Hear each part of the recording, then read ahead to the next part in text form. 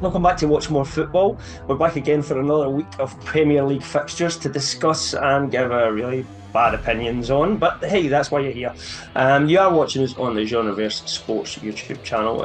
Please check it out. You can find our back catalogue on there. And we do plan to bring some more sports on there in time, but for the moment, we're just totally focused on soccer. While you're on there, please also check out our main Genreverse YouTube channel, which is completely different content on there, entertainment, news, reactions, just loads of content about, all the top anime stuff is on there as well. And you can find a lot of similar content to that on written format on lrmonline.com, which is our website. And you will find me writing some articles on there, Marvel stuff, Star Wars stuff, geek culture, anything to do with movies and entertainment, we're covering it on there. So please give that a check out as well. So we've had another weekend of Premier League fixtures, as we said, and as always, I'm here with Ryan and Mick. I'm producer Kyle. As you've probably already guessed by looking at the screen, Dave is sadly not with us this week. Unfortunately, has to pick up his wife, and these things happen from time to time. So I guess we're going to start with the predictions as always. So Ryan, over to you in terms of how did we all do this week? I'm just going to say. So as you can see, Cam has completely made a turn up for the books and had an amazing week. He's got 12 points this week.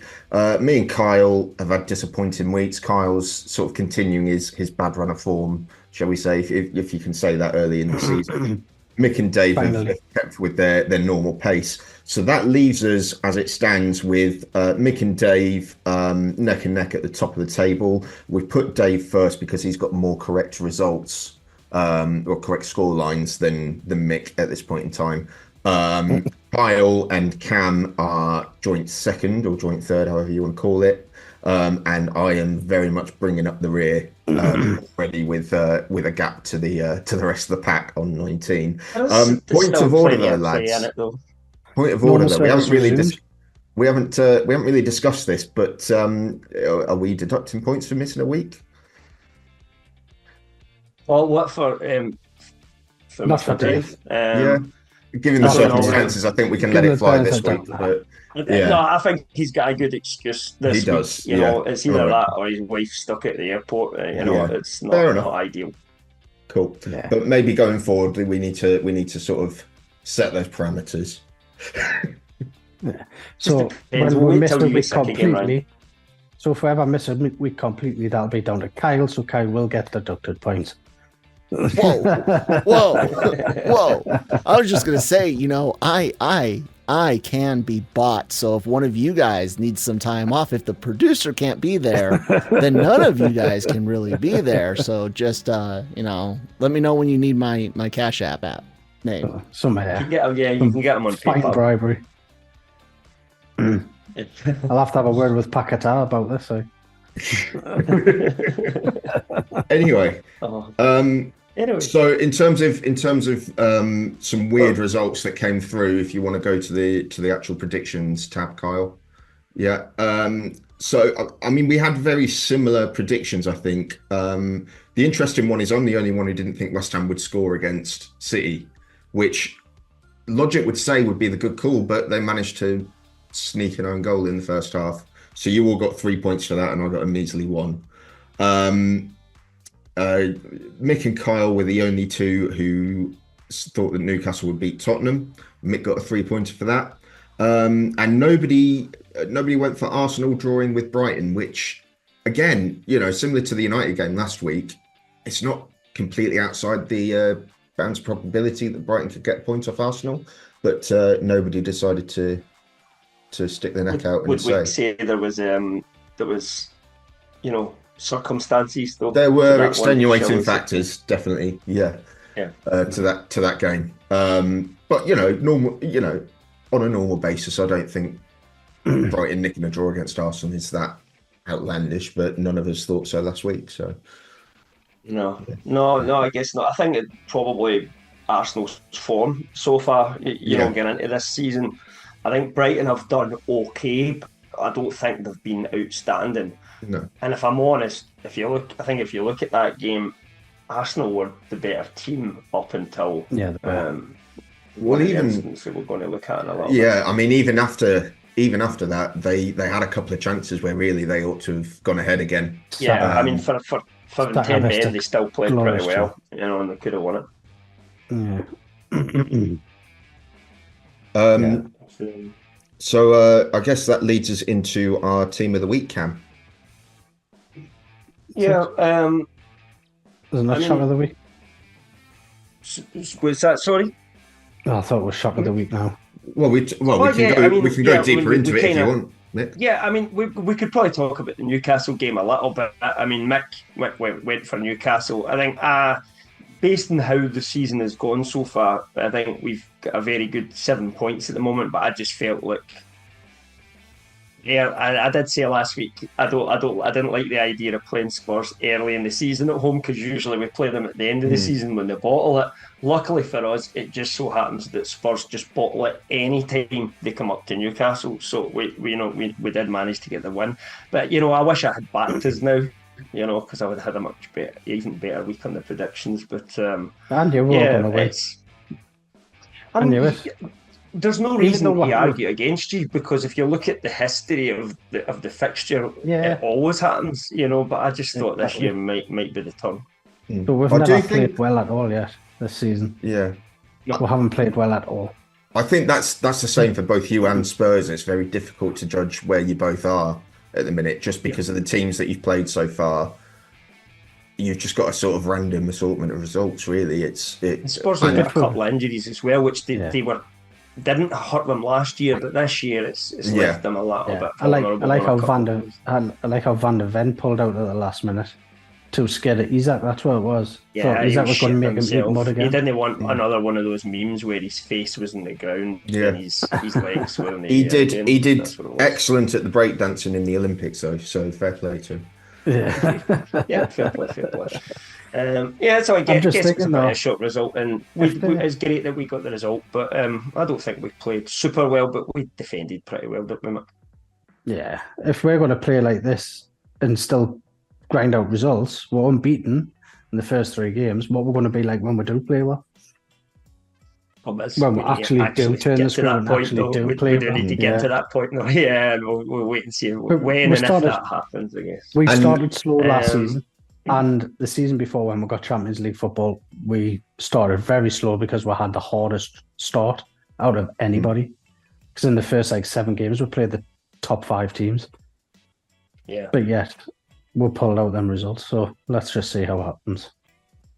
And there was one very big game that I think the reason Ryan was trying to get us on his team of the week was to disrupt us from talking about a certain game that has no. It's weird that they only had the one game on the telly on Sunday. So I know it's bizarre. It's bizarre, but we do have to talk about it because it is the biggest fixture in English football. It still is. In terms of the media coverage, the coverage it gets around the world and stuff like that, even if right now those aren't the top 2 teams. Well, they haven't been for a long time. Usually one of them is and the other one isn't. It's been a while since they've actually been competing. But I think it's not necessarily the biggest spectacle anymore, but the fallout, however it happens, the fallout's always the biggest. Yeah, it's just to say it's one of those big derby matches, that where the result can end somebody's career, or it's talked about for the next 2 or 3 weeks and over-analysed. It's the same when Barcelona play Real Madrid. You look at the Old Firm, Celtic and Rangers. Those 2 I would actually say are even in a level above Man United and Liverpool. That's because that's all there is to talk about in Scotland, isn't it? The Old Firm. Well, it's because Greg. 80% of the population in Scotland supports one of those 2 teams. That's the problem. So they're as well supported as most English, much better than quite a lot of English teams. But then you look at the next best supported team in Scotland, and it's like League One level. That's the big gulf that you've got up there. So it is all just about those 2. But Man United, Liverpool again. It's that the two most successful clubs in England. Who's going to be more successful? Who's going to catch the other one? It's that long game that happens over hundreds of years in it between these two. But anyway, what did you actually think of the game, Ryan? I thought it was quite bad. I thought Fulham, I thought we played better than we got credit for. Brighton, I think we could have got something out of that game, but Sunday was just a disaster, and it was going back to the same sort of patterns as the worst of the football we had last season. I think Casemiro in the first half, his performance put everybody else on edge, and no one could really do what they wanted to do because just the spectre of Casemiro dropping another clanger was there, and everyone was a bit on edge. I said after the game, and I've heard a couple of other people say, it was like Gary Neville's game against West Brom in 2011, where he'd just come back from injury after ages away, and he was an absolute disaster. And as soon as the match finished, he went up to Fergie's office and retired. That's not going to happen to Casemiro, but it was that sort of... well, the way he reacted to people saying that to him during the summer, and that he was like, I'm not retired, look at my record and all that. But, it doesn't matter what somebody's record is. Everybody's finished at some point. Yeah. And it is, he was on the decline a lot last season. That definitely looked like for whatever reason, he just didn't look like he had it in him anymore on Sunday. The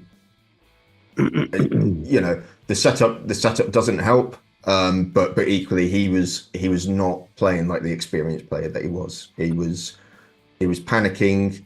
He was giving the ball away. He was very weak in the challenge. And what sort of struck me was the second Liverpool goal came from Luis Diaz nicking the ball off Casemiro. Quick counter. Casemiro went down looking for a free kick. Second half, Casemiro gets subbed off for Toby Collier.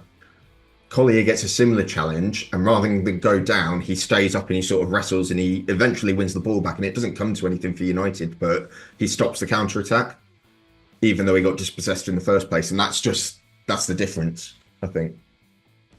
Yeah, I mean, I think it's weird because you just don't know how that game would have went if Casemiro hadn't become so exposed. But also, I think it was smart of Arne Slot. They absolutely targeted Casemiro. They tried to put him in the situations that he struggled with last year, which no one's really done yet this season. And I mean, the thing that frustrated me the most was it really sort of laid bare just how little coaching has gone into our players over the last few years. Just there's no sort of game intelligence and no sort of footballing intelligence. Liverpool got all three of their goals by winning the ball in midfield, getting it straight to a forward player. 2 passes later, it's a goal.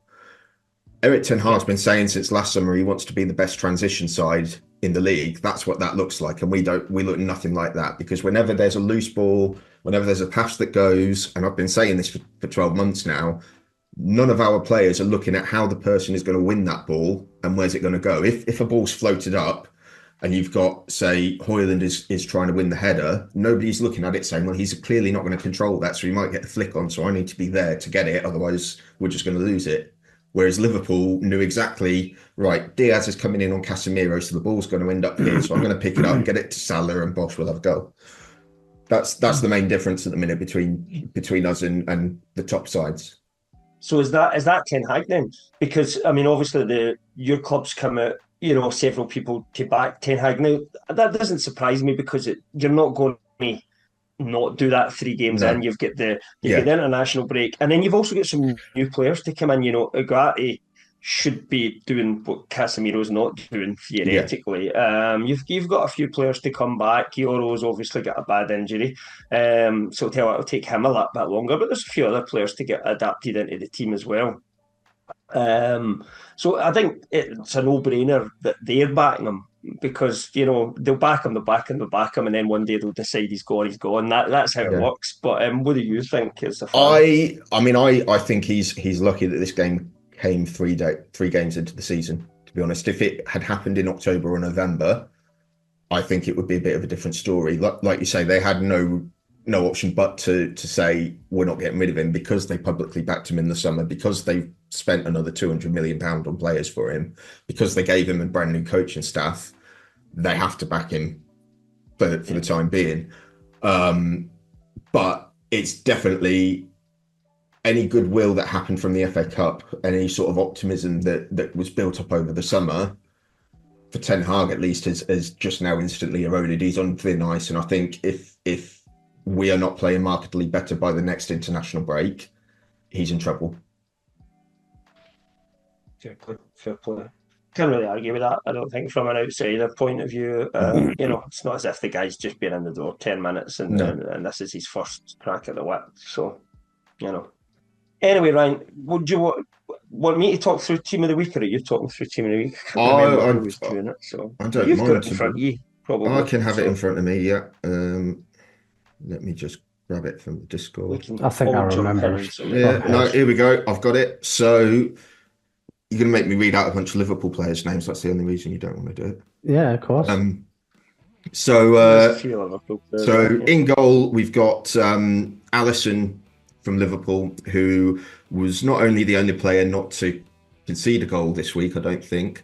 He's also not conceded a goal all season. And he pulled off a save they should have made against Xerxes, where he had a point blank header, but he made the save nonetheless.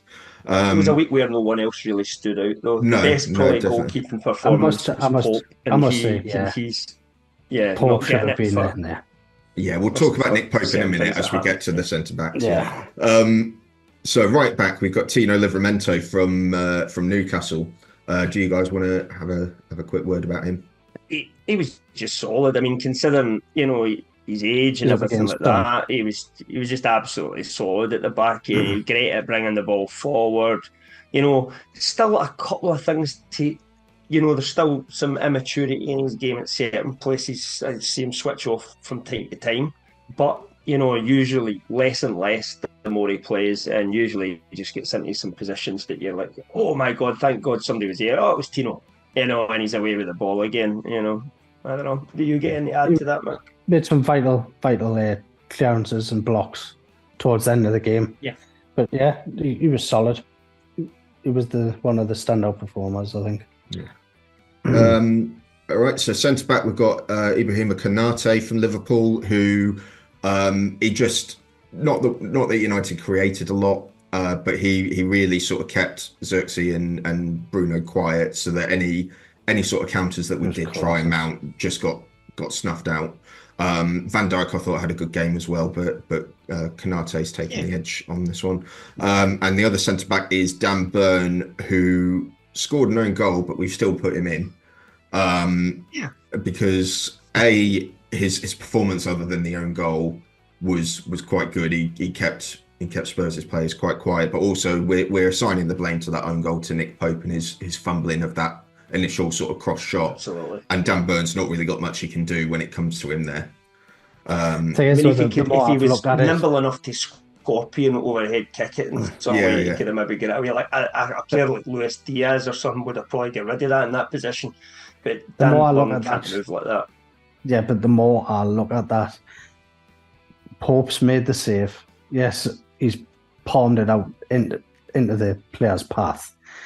But then he's got back up and made another save and tipped it away. You can actually see him get a glove on it, and it's starting to go wide. And Dan Burn comes running and smashes it in the back. Yeah, but he did also have sun breathing down his neck. He was going to tap it in otherwise, so he needed to do something with it. Yeah. I think that second save was a bit weak. That could have been pushed further out. He just glanced it, and all it really did was take it. Yeah, because he was on the floor. He was on the floor going backwards. That's why it was. Do you know what? The push out was that doesn't stop David Raya from making his save. So and then left back we've got Josko Vardiol from Man City. I'll be honest, I'm zoning out on Man City's games on Match of the Day, just because they're just so boringly good. So somebody's going to have to talk Vardiol up for me. Yeah. But I just thought he made a lot of. There was a lot of times when attack would maybe look as if it was going to begin, and Vardy always just seemed to be there to pick up loose balls in the right position where they seemed to want to play all the time. It was just one of those types of games, and he was good going forward. His passing was great, but it was more for his solidity at the back and intercepting balls that stood out to me. Yeah, I suppose as well, Kudus and Bowen are quite pacey, tricky characters, and for someone who's still learning how to be a left back, it's quite impressive to keep them quiet. Yeah, absolutely. Midfield. So we got our defensive midfielder that we were searching for, and similarly, Liverpool got their defensive midfielder that they were searching for in Ryan Gravenberch, who he was outstanding. Sure, yeah, he was constantly winning the ball back in midfield and starting those quick counters for Liverpool. And it's really quite stark in terms of how many Ten Hag players we've signed. Realistically, he was in the season that Ten Hag came, Gravenberch was probably the most attainable, but Bayern snapped him up first, and we spent all summer trying to get Frankie de Jong and Anthony in. And if we'd got Gravenberch first, things might have changed. But at the time, it ruined his career. At the time, Gravenberch was seen as more of a 10, where we had Bruno, so that was a non-starter. But obviously, Arne Slot sort of dropped him back and tried to use his passing a bit deeper. And then we've got regular characters, Kevin De Bruyne and Joe Linton, who just sort of they're just putting the same level of performance in every week, don't they? He's just had two bad games in a row, to be fair. So the first game he was man of the match and he get in our team of the week, and then he had two stinkers. But this week again, he was just the driving force behind the team. Like, when you need to get out, he was the one getting us out. When you need somebody that just is where they need to be to stop the other team, he was there. He was just an engine all over the place. And the winner was his pass. Great pass. Run through, burst through from midfield.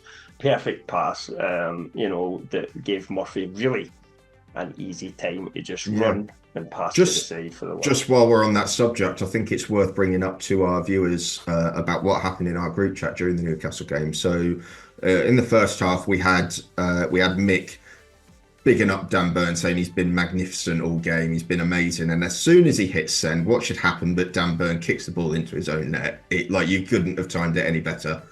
I had just posted before it happened. I had just posted. I was just about to say the same thing. Yeah. And then Bosch own goal, and then the goal happened. And then second half, Cam was slagging off Jacob Murphy, and I'm still claiming this, even though you tried to downplay it, Cam. But as soon for the second time, I think, he said it once that Murphy was having a stinker, and I sort of, because I was a bit ahead of you guys, I sort of did the eyeballs emoji because he had a bit of a chance at the near post that looked like it might have got you guys excited. Foot, wasn't it? Yeah. And then his second time, Cam went in for Jacob Murphy, and that's when Joe Linton set him in behind the Spurs line to tee up Isak. And I'm claiming that as another sort of commentator's curse, but the other way around. But Cam's downplaying it at that bit, but he had when he got brought on at first, he wasn't having a good game. He was losing the ball a lot and getting caught out of position. But hey, it happens. Anyway, what else we got? Well, moving on to the front line. So this is depressing again for me, but we got Mo Salah on the right. He was a big part of why Liverpool's transitions worked so well, because he didn't really do a lot in the game, but he was always in the right place and he always picked the right pass when it came to him on the break.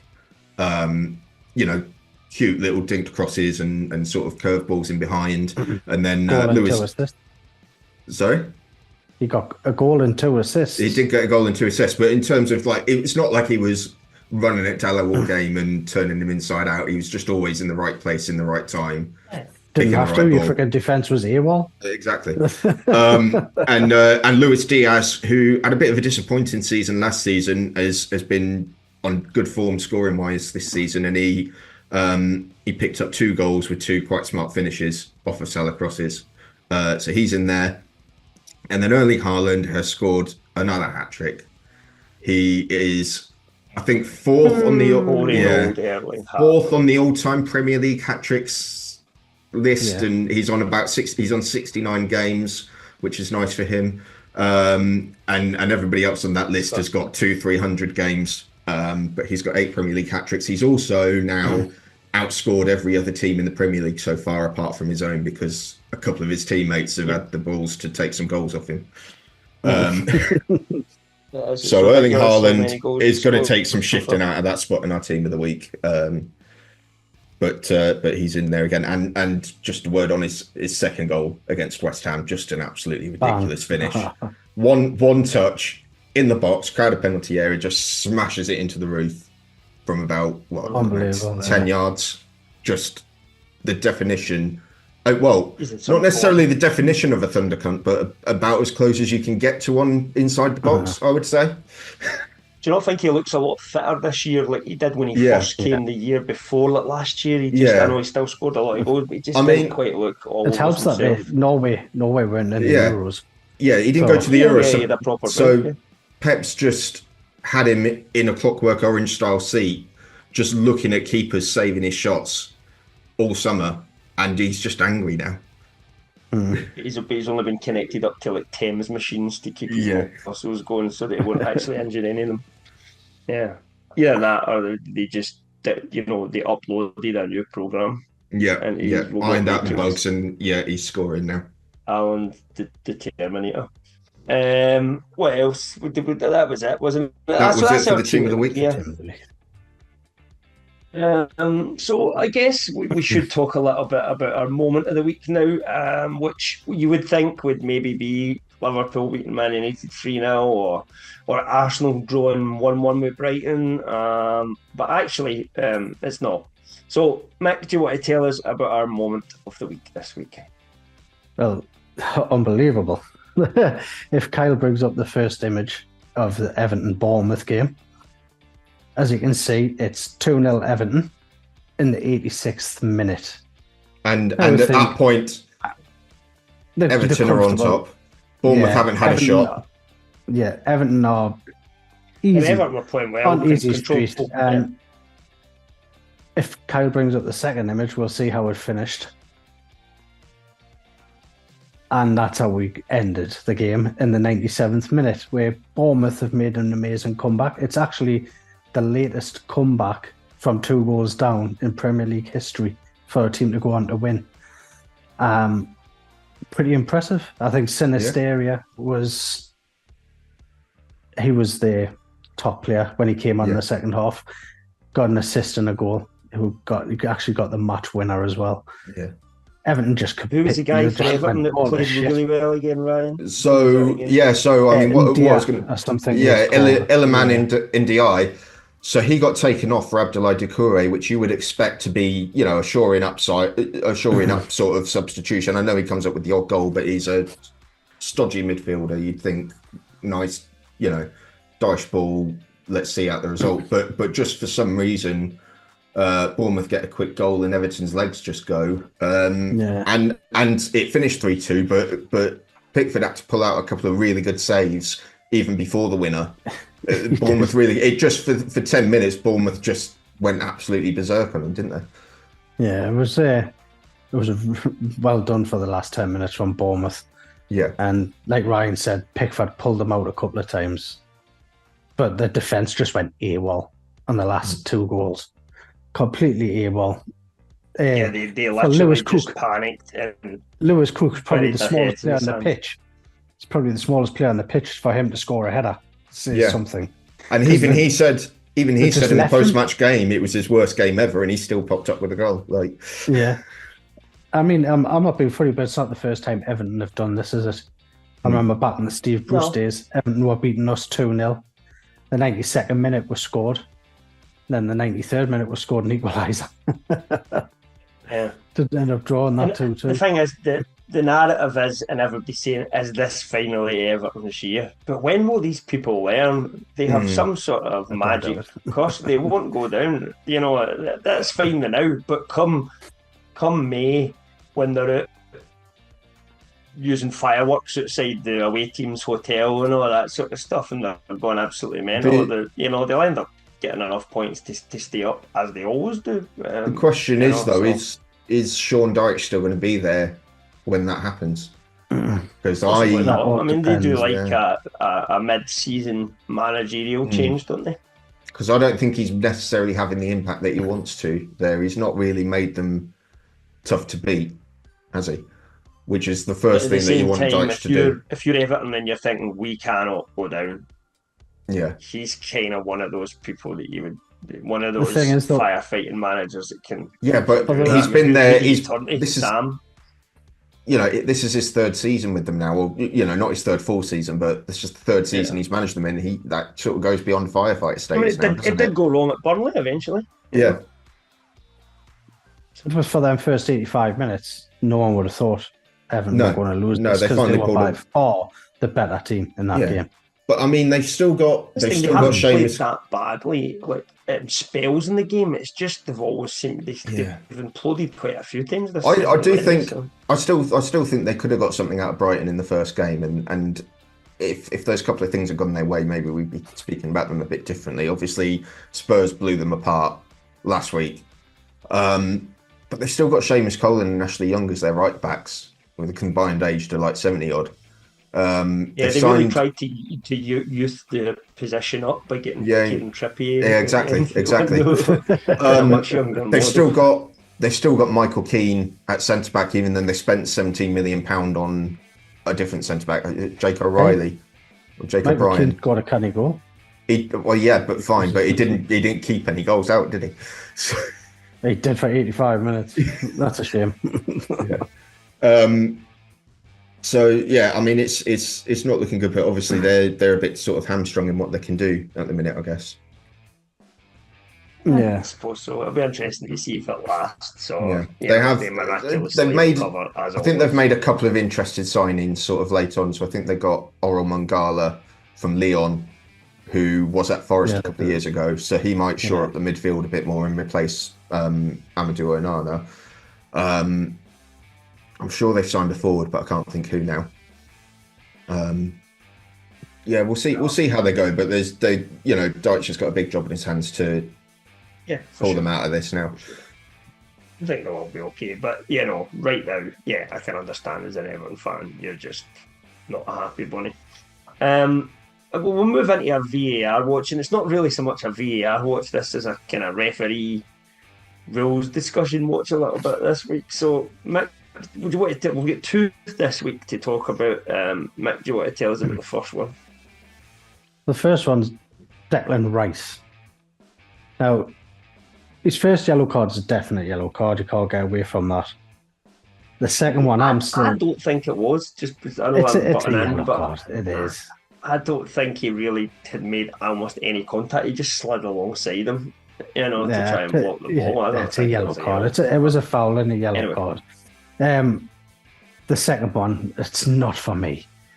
And basically what happens is it's in Brighton's corner, and was it Veltman? Yeah. Had the ball, and Rice basically nudges him over. It's a foul. So Veltman picks the ball up and throws it about 5 yards in front of him while the ball's still rolling and Rice is walking alongside him. Veltman is going to go and try and take a quick free kick, but why is he going to take a quick free kick when that ball is moving? So Rice just kind of kicks the ball a yard, half a yard or whatever, to the side, and Veltman follows through and boots Rice in the leg, and Rice gets a second yellow card and sent off. I think Kyle has the footage of that. The NBC link. Yeah, the NBC link, yeah. Now, the referee gives Declan Rice a second yellow card and sends him off.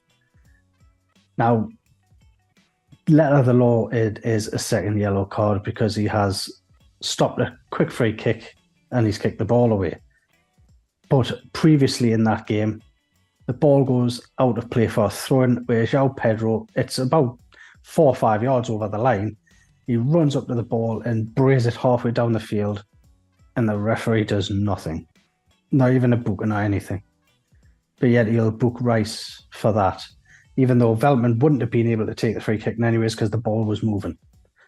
Not that I'm making this argument, but the argument I've seen is that there was no chance of any quick free kick after what's his name, Pedro did it, and he looks as if he could have been just trying to get the ball and keep it in and have Was missed that it. Derek Gallagher Whereas by any with chance? Rice, Well, it yeah, was, no. So I've seen that. I've seen that in a few different I've seen places, it, and yeah. my main Yeah. that's my sort of gripe with it is that the law is about are they delaying a quick restart, and Pedro wasn't because there was no one near him, whereas Rice was because Veltman was right there. Now, my original understanding when they brought this in was that it was to sort of reduce dissent and that sort of thing, and Pedro's is much more dissent and frustration coming out than Rice's is. I mean, I think looking at it, Veltman's rolled the ball. It's hit the back of Rice's foot, so he's gone, oh, there's a ball there. I'll just get it out of my way. I'm walking back to my mark, and Veltman's gone to kick him. I think Rice knew what he was doing in getting the ball away. Definitely, yeah. I think Veltman knew what he was doing in kicking Rice, pretending that he was getting the ball. But ultimately, it's two players just being a bit petty. And it really didn't need the ref to come in and give a yellow. I don't think anyone would have complained if Rice hadn't had that yellow. But Veltman knew Veltman knew what he was doing. He was either A, he was going to break the ball off Rice because he was thinking Rice was going to try and stop him taking it quick. Or B, he knew he was going to kick the ball away and he was just going to follow through and kick him in the leg. See, I think it looks like the ball's already looking slightly at that away and he goes for the kick. Yeah, but should VAR be looking at that and saying, well, hang on a minute, you've just booted him. See, I thought that was more of a red card, potentially offensive to me. And, I could be wrong, but to me, it looks like a deliberate leg swipe. It's like it would have made that Reece guy happy for Cobra Kai, you know what I mean? Because he took the leg, you know what I mean? It's like, take the leg, break the leg, whatever it is. That's almost what it was like, and that's just not something you do to a fellow football player, is like just full force kick them in the leg, and that's what it looked like a bit to me. So I thought he was a lucky boy not to be punished for that as well. And if he had got a red, they would have definitely still given Rice the yellow. You know, I mean, there's no way that they'll look at that and give him a red and let Rice away with it. But I think it's harsh, but the letter of the law, it is a second yellow card, isn't it? Because he has delayed a quick free kick. Yeah, but, is it stupid? Yeah, it's still stupid. Yes, it is. Yeah. Fair enough. If Rice had literally flicked the ball away into the crowd, then go on, son, what you doing on your bike? But he's like half a yard, or done what Joe Linton did, and deliberately stop someone from taking. That's a yellow card offence. Yes, yellow. I said that. Nah. I don't know. I don't think so anyway. Well, I mean. Okay, we've got one more VAR watch, which I think Dave was especially annoyed about, which was Will Hughes not getting a second yellow card in the game against Chelsea, Crystal Palace versus Chelsea. We've all seen this. Kel's got a bit of footage of this that he's going to bring up as well to go through it. It is one of those challenges, to be fair, where you just normally expect that's a yellow card, Who was the ref, by the way? Anybody know who the ref was in that game? No? I'm not sure who the ref was. I just wondering if it was Craig Pawson by any chance, because it was that Paw Patrol. Ref. But I wouldn't remember, because he was letting Anthony Gordon get clotheslined. I think we have lost Ryan there with some issues, guys. But no one cared what he had to say anyway. He'd already moaned about Man United. So me and Michael, I'll carry on from here. I'm sure we could hold the fort when he comes back. Yeah. Well, I don't know if he'll be coming back. He seems to be having some actual technical issues. But, I mean, I don't know. It's, I thought it was a yellow card. And if it had been a yellow card, it's his second yellow. He would have get sent off. I think it's a bad miss. It's a carbon copy of his first yellow card. Yeah, he's pulled him back. Give him a yellow card. Just a yellow. And he's went and done exactly the same thing again. He's pulled him back and he's let him go. And it's that old thing as well, Mick, where the manager knows that he should have been off because the manager takes him off right after that, and says, you were lucky, I'm getting you off because any other challenge and you're off now, So this is what we're talking about in there. That grievance. Yeah, this is what we're talking about in the WhatsApp group. saying there's just no consistency with the referees at all. Yeah, no, as it is, it's consistency. You see that one week, and then in another week, somebody thinks, well, that's okay, I can get away with that, or at least I've got away with a couple of them, and they get yellowed right away for for anything. So, it is hard to get that consistency when you've got different referees refereeing the game. But I would hold that. The referees refereeing the same game, and he's already given one wrong. Yeah, he's already given a yellow card for a challenge. Then he goes and makes the same challenge again, and he doesn't give him another yellow card. Where's your consistency? It was literally 20 minutes before that you give him a yellow card or whatever it was. So yeah, that's the thing. And sometimes, I think it was one of those things where it was so soon that the ref's like, I can't give you another one so soon. So they'll let that. You see that happen from time to time. Yeah, it shouldn't, but it does. It doesn't matter. If anything, he should be more enticed to give him it, because you should be thinking, oh, you've just done that challenge and I've booked you and you've just went and done it again. Get on your bike. Yeah, get out. Absolutely. I think Dave's got a point in that one. So we're going to any other business this week. Ryan's already had a bit of a moan about Man United, so there's not much more that he could really say at the moment. But we'll start off with Chelsea's thoughts and where his team are 3 games in with the international break sort of looming. From Dave's own words, same old Chelsea, create lots of chances, miss lots of chances, concede a banger, opposition keeper became prime Buffon. But other than that, he did point out that it's another decent result for Chelsea. They are still obviously building a team, and it's not a bad result, and they're not doing too badly, to be honest. Crystal Palace at home, this might even be the Enzo system starting to work. And the players are starting to get used to the system that they're being asked to play. But I thought they were the better team against Palace, for sure. Yeah. Did you see Chelsea's goal?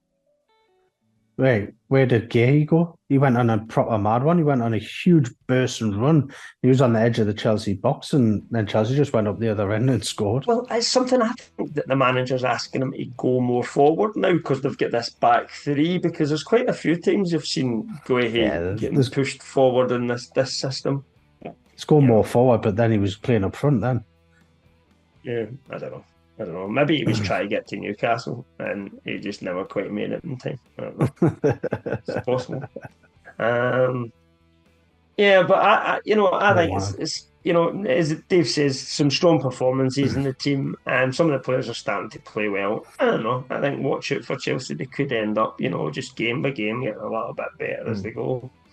What about us, Mick? Where would you say we are at this point? Haven't started yet. We haven't turned up really for most of the games so far. We haven't clicked. No, we've defended well though. But what you've got to look at is we've picked up the points.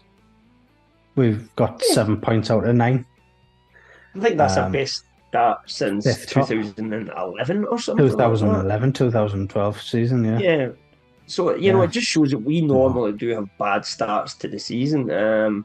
Does take us a bit of time to get going sometimes, maybe apart from the last year when we scudded Aston Villa, but then we went on, we had so many big teams to play that it was hard to get any results at all. So we had such a bad start last season, but this year it's not been a great start, but we've picked up the points, so hopefully we can. That's what you've just got to look at, the fact that we haven't started playing yet. We haven't played properly yet, and we've picked up the results that we needed. Obviously, the transfer window was terrible, but that's another conversation for a different day. Yeah, we are going to talk about that a little bit more next week, because we don't have any predictions next week, so we're not doing any predictions because there's no football on next week. Well, there is football on next week, but there's international football, and this close to the end of a tournament, no one's really interested in international football except Everton fans, as a distraction to take them away from their disappointing results in the league, I guess. But the rest of us just want to see more Premier League football. So there's no games for us to predict.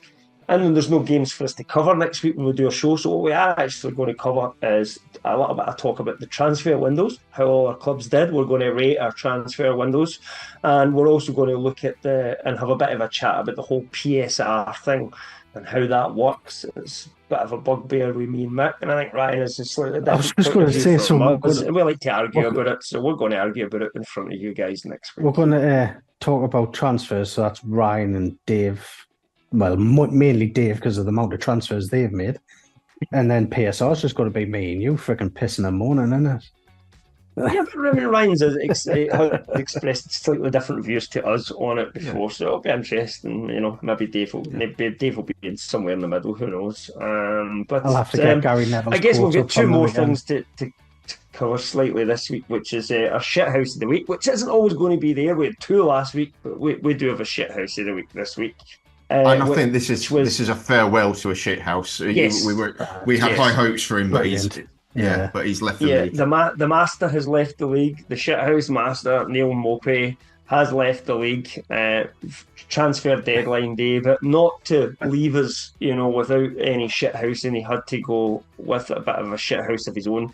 And he posted a little gif of the Shawshank Redemption, describing his now getting to leave Everton. I think Kyle, like Andy Dufresne, climbing through several rivers of shit and coming out the other end.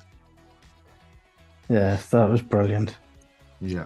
If he hadn't have left this season, this summer, he was certainly leaving in May, wasn't he? When Everton go down.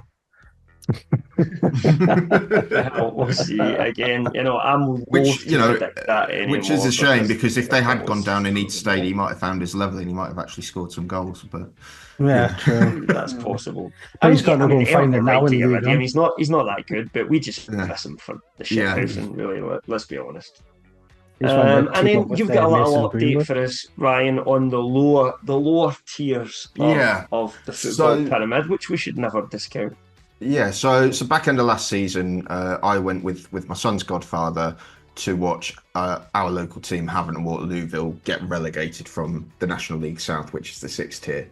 And it was grim, but we thought we liked the vibe at the ground, and I certainly liked the gritty nature. You can see the ground, Wesley Park, in my background here. It seats 5,000, but there's never more than about 500 in there. But it's just a nice sort of local club. But anyway, we both picked up season tickets this season to watch them sort of stomp all over a bunch of minnows in the 7th tier. And my oldest, who's got into football over the summer, has come along because he's free to get in. And this season, Havant Waterlooville's results, they've got 2 3-0 wins, and they've got 4 1-1 draws, which I think is nice and pleasingly symmetrical. But this weekend they played. You would expect them to maybe have done slightly better. They were a relegated team. There was definitely a few of those 1-1s that should have been turned into wins, definitely. But this weekend we went to see one of those 3-0s in the first qualifying round of the FA Cup. So Havant and Waterlooville played a 9th tier side called Wallingford and Crowmarsh. 1-3-0. Should we point out for anyone that's that maybe doesn't know the history of how the FA Cup works, that it's after Christmas before the Premier League clubs join into this cup, but it starts now at the lower end of the scale. Yeah, so these are all the non-league, non-professional clubs who are qualifying to get to the actual first round in sort of November, December time to play against the Football League clubs. But they won 3-0 against Wallingford and Crowmarsh, who were from sort of Oxford somewhere. But I wanted to dig out the opening goal from Harvey Bradbury, and you can see myself, my eldest Nathan, and his godfather Adam celebrating just behind the goal as it zooms in on the players celebrating. So that was nice. But it links sort of into shithouse of the week because Harvey Bradbury scored. Got named Player of the Month ahead of kickoff. Before kickoff, he had 3 goals in about 5 games. Turned it into 5 goals in 6 games for August. And his chant is Harvey Shithouse because he's fucking massive. So it's been fun watching lower league football and being a season ticket holder for the first time. They've been drawn away to Worthing in the next round of the cup, which is only about half an hour down the road. So I'll be looking to go to that as our first away trip of the season, and hopefully they make it to the first round and get a proper draw. Well, good luck. good luck. Yeah. We'll see how they get on. You can Hope he's got update us South Shields. as we go on this year. I'm not going to that away day. And that's us for this week, guys. So, you know, I've been Cam, that's been Mick, that's been Ryan. Dave should hopefully be back next week. We'll see what happens. Somebody else might not be able to make it next week. These things happen, life happens. But we will be back next week. Yeah, because I think it's good when we have just one of these kind of chat episodes that are going to be a little bit different. But the fact is, I don't know all the players that they've signed. No. Dave doesn't. No, I don't think you need to. We'll get to that next week. And just a reminder that we are on the Genreverse Sports YouTube channel, and you can also check out our Genreverse YouTube channel as well, and lrmonline.com. And if you like the show, give us a like and subscribe. If you like the new format, let us know. If you don't, let us know if there's anything you want to discuss. Leave us some comments, and we'll be happy to chat with you. And other than that, we'll see you next week. Yeah, bye-bye. Just another one as well. So we don't publicise this enough, but we're also on sort of audio platforms. So we're on Spotify, Apple Music, all that sort of thing. If you search Genreverse Sports, don't search Watch More Football. I've tried, it doesn't work. But if you search Genreverse Sports, we're the only one on there. So if you don't want to sit and look at our ugly mugs for an hour, then you can listen to us instead. That's right. All right. See you next week. Bye bye.